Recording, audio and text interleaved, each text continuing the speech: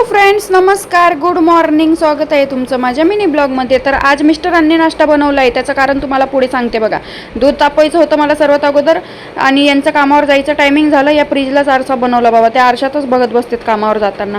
तर यांचं कामावर जायचं टायमिंग झालं होता, तोपर्यंत तर माझी आंघोळ झाली होती, देवपूजा झाली. त्यानंतर टी व्हीमध्ये घरामध्ये प्रसन्न वाटेल असे देवाचे गाणे पण लावले.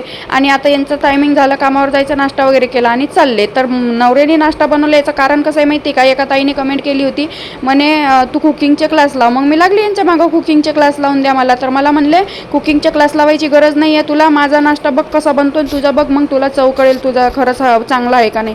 त्यानंतर मग मी आली घरात, ते गेले कामावर, आणि मग मी पण नाश्ता करून घेतला, कारण माझा नाश्ता करायचा राहिला होता. मग मला इकडं मस्त टी व्हीमध्ये देवाचे गाणे सकाळी सकाळी ऐकले ना बरं वाटते. तर मग मला एक गाणं आठवलं, हे गोपाल कृष्ण करू आरती केली. ते ती सातनीबाना सातियामधली गोपी नाही का, ती छान गाणं म्हणते, तिचं गाणं लावणार.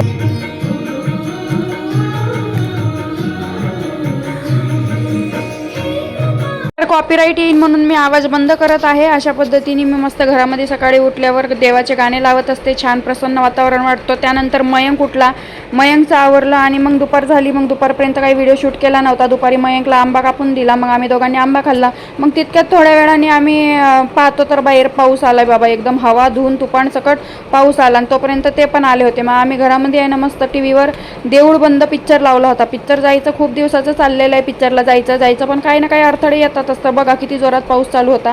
मग आम्ही देऊळ बंद पिक्चर बघितला स्वामींचा. तुम्ही बघितला आहे का?